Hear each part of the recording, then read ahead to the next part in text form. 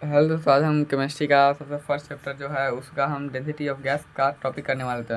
Initial guess equation क्या होता है, पी बराबर एन आर टी है। तो एन, और इसमें हमने पीछे पढ़ा था एन बराबर क्या होता है, डब्ल्यू बाई एम मतलब मोलर मास है ये।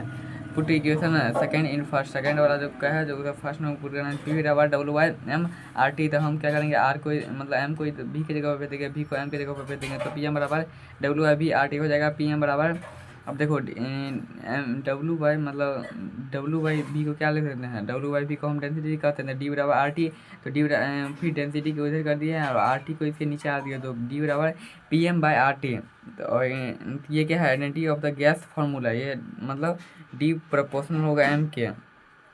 तो if P and T are the constant, जब पी और आर तो कांस्टेंट होवे करता है, टी अगर पी टी अगर कांस्टेंट हो गया तो ये क्या हो गया, डेंसिटी ऑफ गैस का फार्मूला हो गया। तो डेंसिटी ऑफ गैस क्या हो गया, N2, और O2 का अगर निकालना है हम डेंसिटी ऑफ गैस, तो हम निकालेंगे डी जी बराबर मतलब N2 का अगर निकालना है तो सिंपल 7 कितना होता है, मतलब इसका हम मास निकालना होगा तो मोलर मास कितना होता है, 7 × 14, 14 × 28 हो गया। और O2 का कितना होता है, 16, 16 × 32 2 हो गया, तो मोलर मास का 28 और 32 हो गया।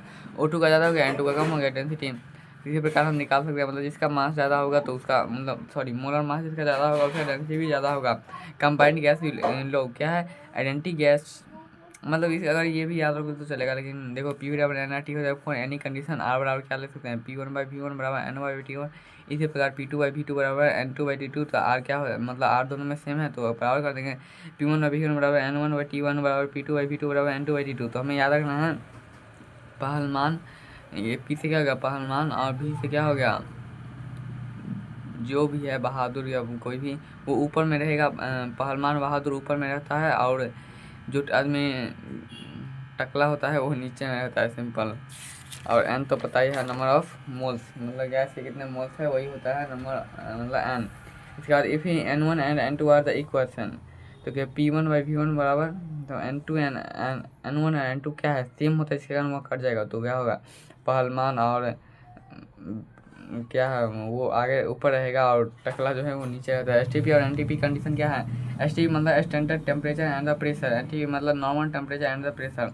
इसमें टेम्परेचर 0 से लेकर 25 डिग्री पर होता है, और कैल्विन में क्या होता है 273 जोड़ देते हैं डिग्री सेल्सियस। पी बराबर क्या होगा, एक एटम और एक बार होगा। हमने पीछे भी पढ़ा था कि एटम और बार लगभग लगभग समान ही होता है। पी बराबर भी क्या होगा 22.4 लीटर हो जाएगा। और एंटी में क्या होगा, टी 25 और 25 से आगे होगा और 25 के बराबर होगा। इसमें देखोगे तो टी बराबर 25 है, तो इसमें ये जो पाया जाता है वो सॉलिड और लिक्विड रूप में पाया जाता है, लेकिन इसमें सॉलिड गैस रूप में भी इसमें मतलब वस्तु पाए जाते हैं। बी बराबर एक एटम बराबर एक बार होता है, बी बराबर 22.7 होता है, तो हम 7 में से लगभग इसी के समान हम इसे भी मान लेते हैं। Room temperature 25 degree Celsius, 25 degree मतलब 298 डिग्री कैल्विन होता है। इसके बाद हम आगे देखेंगे chemical quantification of matter, chemical classification of matter.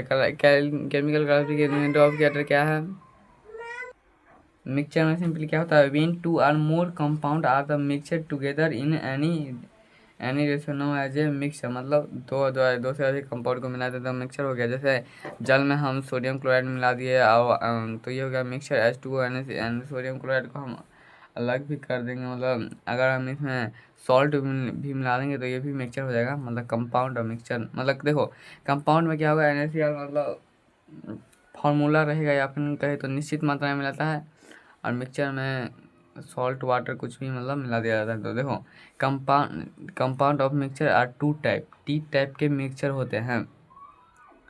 Components of mixture are two type, तो एक होता है सॉल्यूट, एक होता है सॉल्वेंट। तो इस दोनों में अंतर क्या है, solute the compound substance matter which present in a small quantity in a mixture known as a solute. Solute का होता है वो present and the smallest quantity, मतलब इसमें छोटे छोटे कण होते हैं। लेकिन सॉल्वेंट में क्या होता है, the compound substance matter which present in large quantity known as a solvent, मतलब जब वह जो सॉल्वेंट सॉल्यूशन में लार्ज क्वांटिटी में रहेगा वो सॉल्वेंट हो जाएगा, और जो कम क्वांटिटी में रहेगा वो सॉल्यूट हो जाएगा। जैसे H2O यूनिवर्सल सॉल्यूशन होता है, पता है कि H2O क्या है, यूनिवर्सल सॉल्वेंट है।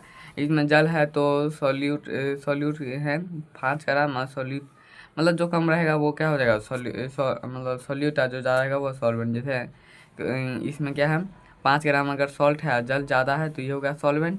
लेकिन अगर जल कम रहे और नमक अगर उससे ज़्यादा डाल दोगे तो वो हो जाएगा सॉल्यूट। तो ये हमेशा याद रखना, जल हो जाएगा सॉल्यूट और वो हो जाएगा सॉल्वेंट। जैसे H2O है, लिक्विड है, शुगर है, अगर 10 ग्राम है तो सॉल्यूट, और 5 लीटर है तो सॉल्वेंट हो गया ये। क्योंकि कम मात्रा में बह है वो हो जाता है सॉल्वेंट, और जो ज़्यादा मात्रा में सॉल्यूट। हमने पीछे ही पढ़ा था कि सॉल्यूट जो क्या होता है स्मॉलर क्वांटिटी में पाया जाता है। 10 ग्राम है, ये लीटर है, 5 लीटर। इसी प्रकार H2O में देखेंगे ये 5 ml हो गया, 10 kg हो गया, तो ये अब इधर आ जाएगा और ये इधर चला जाएगा। जल में है H2O में मतलब जिसका ज़्यादा रहेगा वो उधर उधर उल्टा पुल्टा हो सकता है। जैसे HF सल्फर H2S में है, ये 4 लीटर है, ये भी 4 लीटर है, 4 kg है, तो ये कौन सॉल्यूट होगा कौन सॉल्वेंट होगा। तो हमें से याद रखना है HF जो मतलब है वो सॉल्वेंट हो जाएगा, सॉल्यूट हो जाएगा क्या H2S, क्योंकि ये हाइड्रोजन गैस है तो ये हो जाएगा सॉल्यूट, और ये लिक्विड होता है HF तो हो जाएगा सॉल्वेंट। इसी में अगर देखोगे H2O दोनों में 2 लीटर सेम है, जल है तो जल को हमें पता है यूनिवर्सल सॉल्वेंट होता है, ये हो गया सॉल्यूट। इसके बाद क्या है H2O लिक्विड है और शुगर मतलब दोनों क्या है 5 लीटर और 5 kg दोनों मतलब सेम है। हमें पता है H2O क्या है मतलब यूनिवर्सल सॉल्वेंट होता है और शुगर सॉल्यूट हो जाएगा। और सब्सटेंस मतलब जब दोनों सेम हो जाए ना तब हम पहचानेंगे कि कौन लिक्विड में पाया जाता है, कौन ठोस द्रव गैस में पाया जाता है। अगर गैस में पाया जाएगा तो वो सॉल्यूट हो जाएगा, अगर वो लिक्विड में पाया जाएगा तो सिंपल। अगर कोई गैस में पाया जाता है अगर लिक्विड में और सॉलिड में, तो सॉलिड गैस वाला का मान्यता होगा तो गैस हो जाएगा सॉल्यूट और लिक्विड वाला हो जाएगा सॉल्वेंट। सब्सटेंस दूसरी physical state change now as a state when amount of the solid and the liquid are. तो टाइप ऑफ मिक्सचर, मिक्सचर कितने प्रकार होता है पता है, होमोजेनियस है, हेटेरोजेनियस है। Does mixture in which solute and solvent mixed uniformly और having definite definite position of the wrong term. क्या है मिक्सचर, क्या है हेटेरोजेनियस मिक्सचर, क्या है does mixture in which of the solute and the solvent and the uniformly mixture and does not have same compound. मतलब इसके जो compound होंगे वो हर जगह सेम ही होंगे, लेकिन हेटेरोजेनियस के कंपाउंड हर जगह सेम नहीं होता है। कहीं पे सघनता उसकी ज़्यादा होगी, कहीं पे सघनता उसकी बहुत ही कम होगी। इसका जो साइज होता है वो 1 नैनोमीटर से छोटा ही होता है, लेकिन इसका साइज 1 नैनोमीटर से बड़ा होगा, ग्रेटर देन होगा। Homogeneous mixture now as a true solution, ये है फेक सॉल्यूशन नहीं है, ये ट्रू सॉल्यूशन है, ये नॉट ट्रू सॉल्यूशन है, या फिर हम ट्विस्टर सॉल्यूशन कहते हैं। ये इसके भी 2 प्रकार होते हैं, एगो सस्पेंशन एगो कोलाइड्स। कोलाइड्स क्या होगा जो 1 नैनोमीटर से, देखो ये 1 से नीचे वाला तो यही हो गया, ये 1 से 1000 नैनोमीटर होगा तो सॉलिड होगा। सस्पेंशन क्या होगा, ये 1000 से ज़्यादा नैनोमीटर मतलब ज़्यादा बड़ा होगा वो सस्पेंशन हो जाएगा, और जो कम छोटा मतलब कम बड़ा रहेगा वो ये हो जाएगा hetero. Homogeneous mixture can be separate out by using simple physical technique, और ये है heterogeneous mixture also separate out by the using, मतलब ये फिजिकल और मतलब दोनों को हम अलग अलग कर सकते हैं दोनों मिक्सचर को। तो पहला है मतलब दोनों को हम अलग कर सकते हैं किस तरीक़ा से, डिस्टिलाइजेशन के बाद सब्लिमेशन, फिल्ट्राइजेशन, क्रिस्टलाइजेशन और क्रोमेटोग्राफी। क्रोमेटोग्राफी ये मतलब कलर सबको अलग किया जाता है। Homogeneous mixture does not show मतलब टिंडल प्रभाव नहीं शो करेगा, मतलब इसमें अगर हम टॉर्च बारेंगे जोत पारेंगे तो वो उसका जो पार्टिकल है वो सीधे सीधे चल जाएगा, लेकिन हेटेरोजेनियस में अगर हम बारेंगे तो उसके पार्टिकल पर पड़ेगा तो वो तिरछा मुड़ जाएगा, मतलब उसको सीधे जाए नहीं देगा, तो उसका कुछ इस प्रकार जाएगा। टिंडल प्रभाव ये देखा था, ये नहीं देखा था। इसका उदाहरण है जल, जल में सोडियम क्लोराइड, जल में केमनोफोर, जल में K2Cr2O7, जल में एल्कोनोलेट ETC होता है। ये जल में अगर सैंड क्ले और क्लिक मिला देंगे ये हो जाएगा सस्पेंशन का।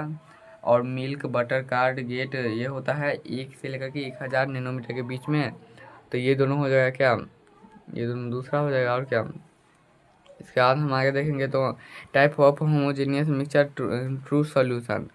जिसे हम होमोजीनियस कहते हैं। ट्रू सोल्यूशन का solution of the basis of number of solute present. तो क्या है 1 प्लस सॉल्वेंट प्लस 1 सोल्यूट।